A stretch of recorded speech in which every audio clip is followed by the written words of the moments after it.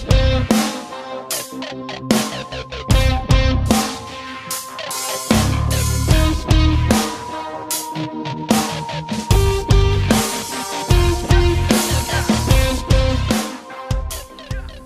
you doing? My name is Tyrell Ferguson from workwithtyrell.com. I do social media management for entertainers. I'm also a songwriter and a producer. Last video we talked about getting gigs, getting exposure, getting out the basement, you know, what you need to do to get out there, build new fans, stuff like that. To see that video, you should go to workwithtyrell.com. But on that video, I know I went in on documenting your performances, recording your performances, taking pictures and stuff like that. So we're going to go more in depth with that today. But before we get to that, I'm going to let you know what I've been up to for the past couple weeks. I left for Japan on the 26th of October. It's currently the 11th of November right now, but I got here the 26th. I started playing at the church on the 28th. So I'm not saying that to boast at all, but it's just letting you know not to make any excuses. I got there, I went to a church, they didn't have a drummer. I found a need, I jumped on it. I'm starting to build demand for myself. So get out there, don't make excuses, find a need, fill that need, build value in that area, and then you'll start being in demand. Like I said, I started playing the 28th, I played the 4th, I played the 11th. They want me there as a regular. Also, I went to an open mic spot on the 9th, and I talked to a guy there. He's the host, and I asked him if he needed a band, if he needed a drummer. He said, sure, come through. He actually showed up to the church today, and he saw me play, so he's like, yeah, definitely come through. So it's a difference when you tell somebody. You can see the difference when you tell somebody you can do something, and then when they see that you do that, it's called your hustle. Like, so you can talk, and then you got to be able to back it up. So that's basically what I'm getting at to you. Get out the basement, get in front of people, start doing stuff.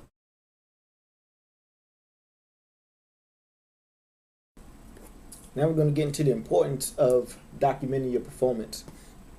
One reason is so you know what you look like from the outside looking in. 2 is so you can A and B your performance. And 3 is for promotional purposes. It's not really for show-off purposes. So like when you're recording your performances, a lot of people do this, like professional athletes, boxers, so forth and so on. They record their performances so they can go back and watch the tape and know what the weaknesses are. So it's not to show off, it's not to show your friends or anything in the beginning, but it's basically just so you know what your weaknesses are, and so you know how other people see you from the outside looking in, and you can improve on those things. You know what you need to work on. Another reason in this same category is so you know what you sound like. I've been recording vocalists, and sometimes they'll come and ask me, like, is that what I really sound like? Like, yes, that's what you sound like. So you know how you sound through a microphone and to other people. That's the reason that you'd want to record your performances. Know what your weaknesses are, know what you need to work on, and you can improve on those things. If you're a dancer, or if you're a group of dancers, you can know how tight you are, because when you're dancing, you're not usually looking side to side to see what your other people are doing, your partners are doing, and you can't really see how tight you are on stage. So when you look at the tape, you'll know who's looking side to side and see how kind of tacky that looks, and kind of makes you look like you don't know what you're doing once you're looking at your partners while you're dancing. But you can basically, you know how you look from the outside looking in. That's why you want to record your performances.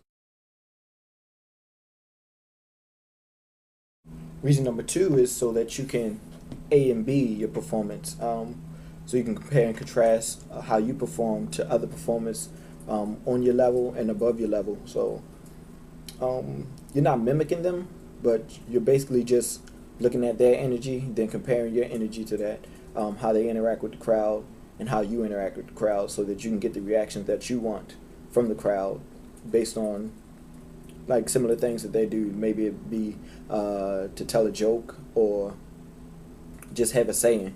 I know Michael Jackson, when he used to perform for his concerts, he used to pop up on stage and he'd stand there for about 5 minutes, and then the crowd would get hyped just by seeing him there. And then once the crowd started dying down, he would look to one side, or actually just make a movement, because before he would just be like a statue, but he'd make that movement, and then the crowd would get hype again. So just know what works for you and try to do those things. Don't try to mimic people, because I saw one guy, he did the same thing, but people just look at him like he's stupid. So you want to just A and B yourself, compare your energy, compare how you interact with the crowd to other people, and work on the things that you need to do to get the reactions that you want from the crowd. And the third reason that you want to document your performance is for promotional purposes. Like, at this point, the work is already done. You already got your recordings. All you got to do is flood the networks with them, the social networks, Twitter, Facebook, Reverb Nation, wherever you can. Just put your video up there.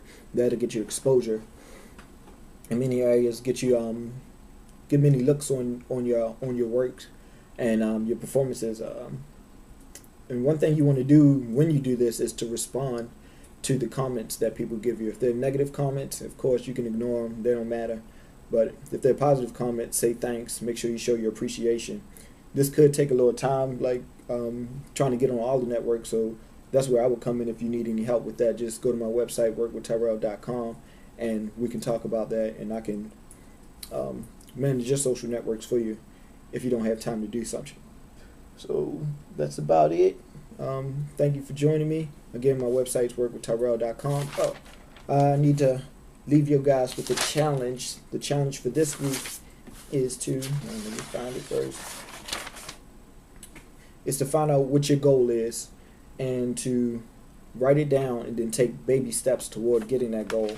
I have a quote from Jim Rohn, and that basically says, success is making your life what you want it to be. So make your life what you want it to be. Write your goal down and then reach that goal. Take baby steps toward it. Do whatever you can every day. Take one step a day toward reaching your goal, and then you'll get there. All right? Have a good one.